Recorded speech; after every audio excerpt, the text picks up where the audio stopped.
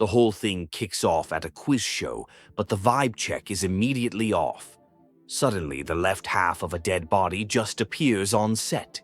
The game show instantly turns into a crime scene, and our main character, Ryuki, is right in the middle of the chaos. The victim gets an ID, Jin Furuya. But here is the wild part. His other half was found 6 years ago. The new half, though, has a time of death of today. The timeline is seriously messed up, making this a next-level mystery that is frying everyone's brains from the jump. Just to make things more impossible, the DNA results come back. It is a 100% match. The two halves, found 6 years apart, absolutely belong to the same person. This fact completely breaks logic and sets the stage for a case that defies any normal explanation. Mizuki finds Ryuki totally wasted, clearly not coping with the case. Realizing he is too out of it to talk, she decides to go all in. She's going to use the sync machine to literally dive into his memories and find out what happened 6 years ago. The sync into Ryuki's mind is a total disaster. Mizuki hits a wall of pure trauma that floods the entire dreamscape and boots her out. It is a super intense moment that shows just how broken Ryuki is by this case, and the secrets of the past feel even darker. We get a flashback to the day after the first body was found 6 years ago. A much younger and more put-together Ryuki begins his investigation. He and his AI partner are warned that their tech is glitching, so they cannot back up any data, which adds some serious pressure. The investigation gets a dose of internet creepypasta lore. The characters start talking about a mysterious video called Bats 490 that has a hidden code. The legend says anyone who cracks it learns a terrible secret about the world and then just vanishes. This adds a spooky, paranormal layer to everything. The quiz show's host, Komeiji, gets put on the suspect list. He's a comedian who seems pretty harmless, but there are whispers that he has some shady connections. Ryuki finds him at a rooftop amusement park, and while he denies everything, he definitely seems like he is hiding something. A kid genius named Shoma, who also happens to be Komeiji's son, claims he cracked the Bats 490 code. He tells Ryuki that the secret message points to the Horodori Institute of Genetics. This is the first real lead connecting the online mystery to a physical place. Inside the mind of the Institute's director, Chikara, Ryuki finds some seriously unhinged plans. The guy was working on a bionic body creation program to create a superhuman. It becomes crystal clear that this scientist is a major player in the conspiracy and not just some random victim. Ryuki meets Tokiko, the leader of a cult-like group called Nexatlo. She starts yapping about how the world is a simulation and the murders are just glitches. It is some next-level Gunner talk, but her strange theories start to connect to the case's impossible nature, making everyone question reality. Ryuki finally cracks how the killer made the body teleport. It was a super elaborate trick involving the body's rigor mortis and nearly invisible carbon nanotubes. The whole point was to make it look like a supernatural event, probably to make people believe the QR video's weird message. The case gets even darker when Chikara, the director from the Genetics Institute, is found murdered. He is the next victim in the string of bizarre killings. The killer, who goes by Terror, is clearly on a mission, and the body count is starting to rise fast. While diving into Tokiko's mind, Ryuki finds a file for something called the Nirvana Initiative. It is mostly redacted, but it's obviously the name of a huge, secret plan. This is a massive clue that proves the murders are not random, but are all steps in a much larger plot. The seemingly innocent Lean is overheard talking about a secret mission to break into a secure facility. This reveal adds a whole new layer to his character. He is not just some lovesick puppy. He is involved in the criminal underworld, which might connect him directly to the case's conspiracy. In another shocking turn, Tokiko is also found dead, her body split in half just like the others. She was in a room that was completely locked from the inside, making it another impossible crime. Terror has struck again, proving they can get to anyone, anywhere, without leaving a trace. Ryuki's declining mental health and string of failures finally get him in trouble with his boss. He gets demoted and is given a 3-day deadline to solve the whole case, or it is permanent. The pressure is on, pushing him to his absolute limit as he races against the clock. We finally learn the source of Ryuki's trauma. 6 years ago today, his twin brother was tragically killed. This personal connection explains his obsession with the case and his fragile mental state. The murders are tangled up with the worst day of his life, making everything deeply personal. It turns out Komeiji is in deep financial trouble with loan sharks, and they are threatening his son, Shoma. This gives him a powerful motive to get involved in illegal activities. His desperation to protect his family makes him an easy pawn for the people pulling the strings in the conspiracy. The simulation theory gets another boost when the characters debate the Mandela effect. The idea that memories can be false and reality can shift keeps coming up, making the case feel even more surreal. It blurs the line between what is a clue and what is just a glitch in their world. The situation escalates when Komeiji gets a message from Tira. Shoma has been kidnapped. The murder mystery has now turned into a hostage crisis. Tira is using Shoma as a pawn to control Komeiji, forcing him to cooperate with their mysterious and deadly plans. A huge fight breaks out at a warehouse as Ryuki and an unexpected Mizuki try to rescue Shoma.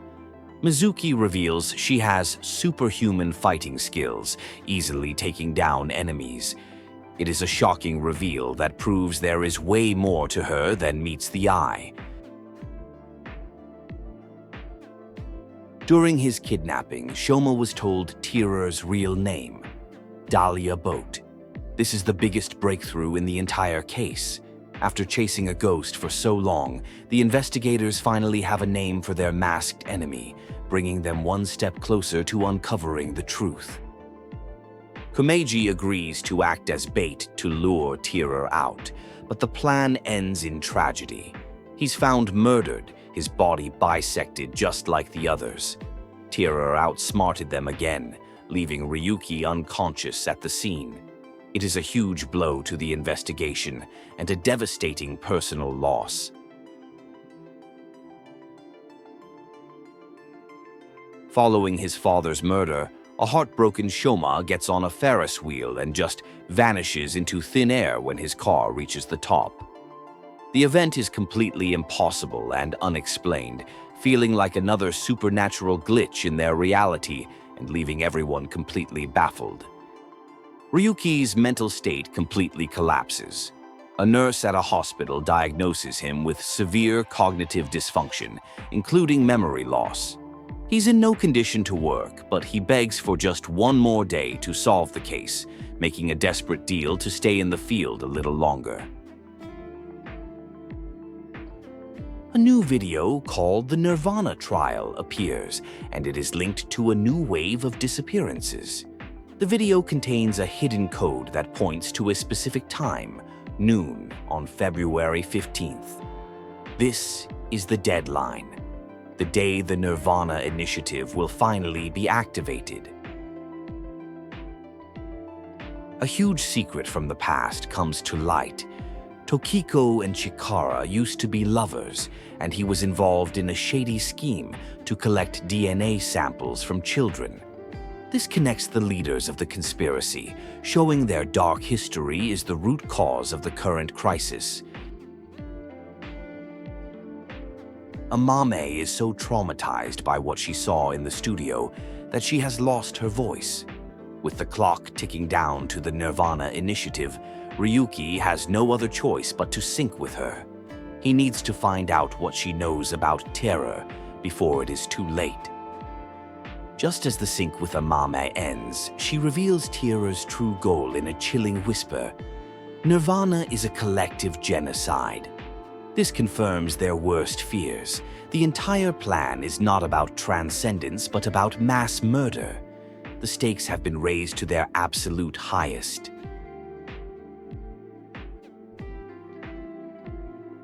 A hologram of the deceased Tokiko appears and delivers a cold, hard fact. Kizuna has been captured by Tira. This confirms that the villain has the final piece they need for their plan. The race is on to find her before Tira can use her in their genocide plot. Following a tip, Ryuki goes to a politician's mansion and finds Iris knocked out in the garden. She saw Tira there, confirming the villain is making their final moves. The pieces of the puzzle are coming together, and all roads are leading to a single, final confrontation. Inside Iris's mind, Ryuki uncovers the location of Tira's base from a fragment of memory. The villain told the politician that the execution chamber is in the abyss of Nexatlo. With this final clue, the team finally knows where to go to stop the genocide. The final showdown takes place in a secret cathedral under the Nexatlo building. Tira has Kizuna strapped to a bomb-like device called a Freyer, which they claim can destroy their simulated world. It is a doomsday weapon, and the fate of everything rests on this confrontation. Tira plays a final, cruel game, forcing Ryuki to choose between shooting his friend Date or letting the bomb kill everyone. Ryuki is paralyzed by the impossible choice, and his hesitation leads to disaster. The bomb explodes, and the cathedral collapses in a massive fiery blast. In the rubble, Date is fatally wounded. With his last breaths, he confronts Ryuki, asking him how he knew Tira's identity. He implies that Ryuki himself is the killer. It is a shocking accusation that turns the entire story on its head in its final, tragic moments. Mizuki syncs with a now unresponsive Ryuki, and the ultimate truth is revealed. The Ryuki we know is a copy of a consciousness implanted into the left half of Jin Furuya's body. The real Ryuki died 6 years ago. He is, and always has been, Tira. The protagonist was the villain all along. With the devastating truth revealed, Mizuki steps up and takes charge of the investigation. Her first move is to use Aiba's VR tech to reconstruct the original crime scene. She is determined to understand how Ryuki pulled off his impossible crimes and finally bring the case to a close. Mizuki learns a shocking secret about her own past while syncing with Kizuna. She is not Date's biological daughter, but was also a product of Chikara's genetic experiments. This personal connection to the conspiracy's origin shatters her world and redefines her stake in solving the case. Chikara's other half is found, and with it, a message from Tira.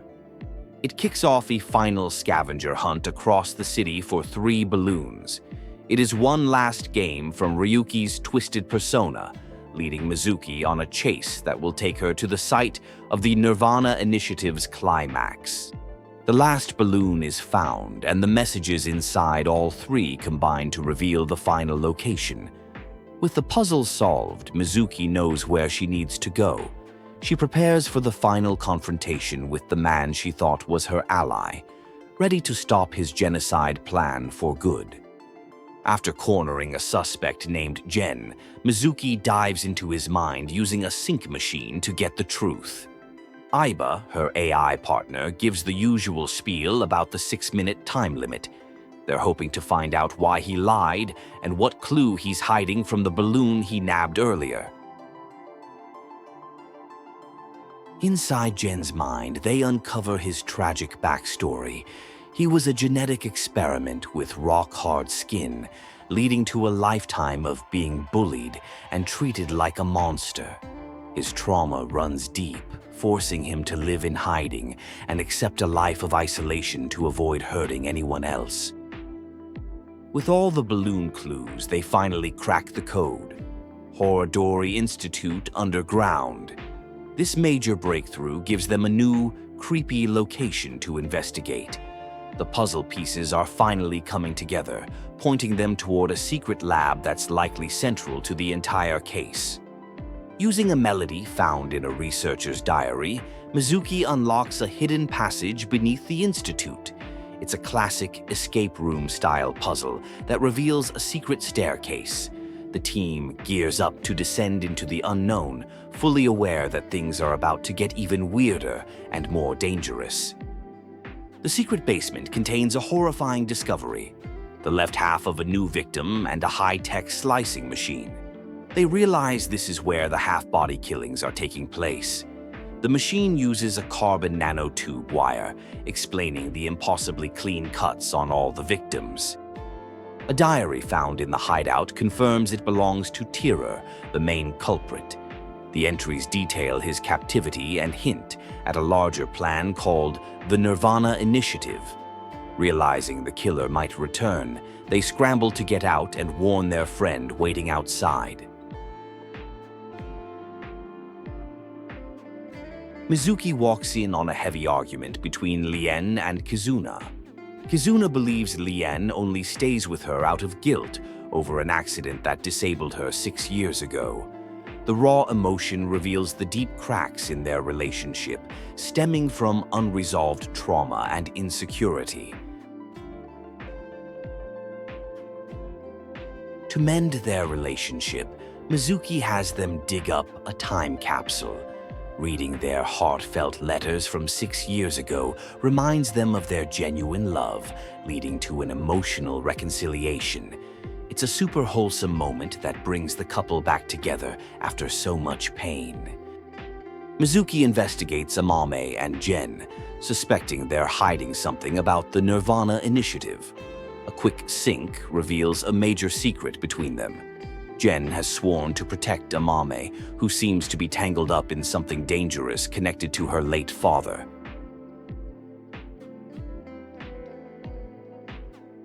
A strung-out guy at a club gives them a bizarre but crucial tip about a practice run happening on the Meissen building's rooftop. Though he seems completely out of it, his words connect the mysterious Nirvana trial video to a specific location, giving them their next lead. The investigation leads Mizuki to a group of armed fanatics discussing a rehearsal with a rocket and a substance called TC Purge. This is a massive reveal. The Nirvana Initiative is a bioterrorist plot to unleash a virus, dramatically raising the stakes of the case. A mysterious masked woman with superhuman strength saves Mizuki during a fight. She reveals she's a designer baby from the same genetic experiments as Mizuki, but with a serious heart condition. This shared traumatic origin creates an instant, unspoken bond between them. After waking up from a sink, the masked woman explains the Nirvana Initiative's goal: to trigger a worldwide bug in reality so humanity can reach moksha. It's a wild, quasi-religious plan, but she admits its true purpose has become unclear since the leader's death. The team finds another body, but the case gets more confusing when a security guard describes a drunk person stealing a previous victim's body half. This confirms that at least 2 different people are involved at the crime scenes, one being Tira and the other a mysterious third party. Ryuki reveals that the drunk man, Komeiji, was blackmailing Tira with the stolen body half. He was desperate for money and saw an opportunity, but it ultimately made him Tira's next target. This finally connects the victim to the main killer and explains his motive. A shocking flashback reveals that Ryuki has been secretly working for Tira. 6 years ago, Tira threatened to destroy Tama, Ryuki's AI partner, unless he became his servant. This forces Ryuki to betray his friends, recasting him as a tragic figure blackmailed into villainy. The masked fighter from earlier is revealed to be Date, Mizuki's former partner who was thought to be missing. He was knocked out by Tira and is now back to help. They decide their only option is to sink into the captured Tira to find their missing friend, Kizuna. A woman named Tokiko, previously thought to be a victim, appears very much alive.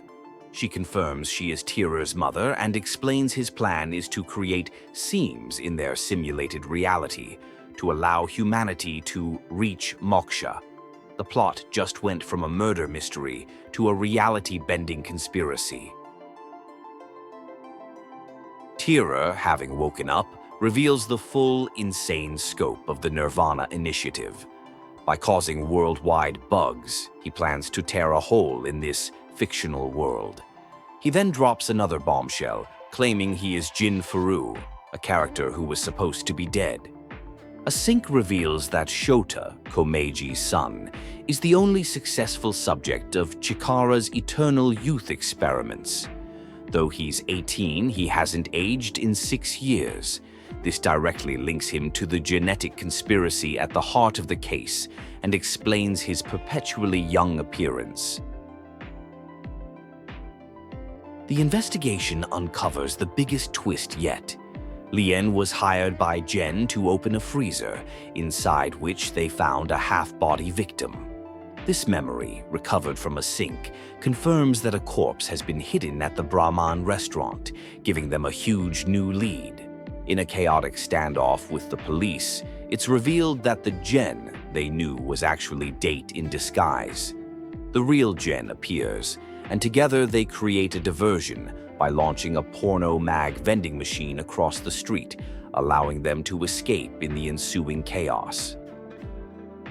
Amami confesses that she asked Gen to hide the body of a half-body victim 6 years ago to protect her father, who had drunkenly stolen it from a crime scene. This family secret explains why they've been so guarded and why the body was in Brahman's freezer all this time. In a tragic climax, Gen sacrifices himself to save Amame from the police. As he dies, he confesses his love for her, revealing he always felt too monstrous to be with her. It's a heartbreaking end for a character who only ever wanted to protect the person he cared for. A hidden file reveals the horrifying truth. Tira is actually Uru Suzuki, a boy who was kidnapped and used as a living organ and skin donor for the real Jin Furue. Decades of torture and psychological manipulation in a basement lab twisted him into the villain he became. They finally understand that Uru became terror to get revenge on his captors. However, with Uru now dead, someone else has taken over and is continuing his plan. The main villain is gone, but the threat of the Nirvana Initiative and the TC Purge virus remains. Date explains the timeline isn't linear. The story has been jumping between events 6 years ago and the present day. The victims' body halves weren't found 6 years apart, but on consecutive days within their own timelines. This clarifies the case's biggest logistical mystery.